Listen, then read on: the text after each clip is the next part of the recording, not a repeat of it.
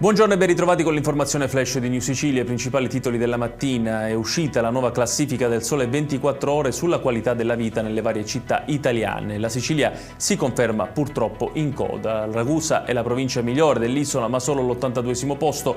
Messina è 91esima, Catania scende al 96esimo perdendo 13 posizioni. Palermo sale ma si ferma al 97esimo posto, mentre Siracusa precipita al 106esimo.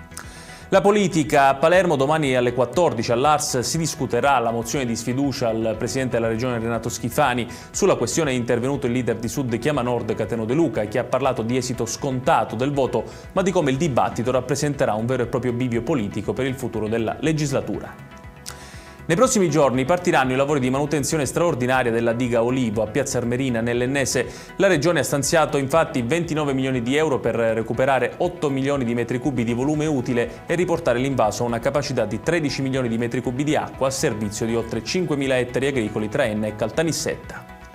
Ora a Catania, dove per gli scontri durante il corteo pro-Palestina del 22 settembre scorso sono state eseguite 4 misure cautelari per persone tra i 20 e i 52 anni. Sono indagati per resistenza a lesioni a pubblico ufficiale e oltraggio, con l'aggravante dell'uso di bastoni e aste degli scontri al varco del Faro Biscari, dove rimasero feriti 2 funzionari di polizia.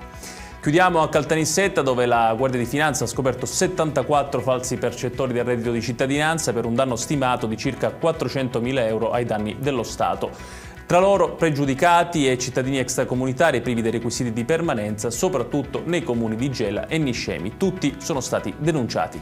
Ed è tutto per questa edizione. Tutti i dettagli su queste notizie le trovate come sempre sul nostro sito www.newsicilia.it.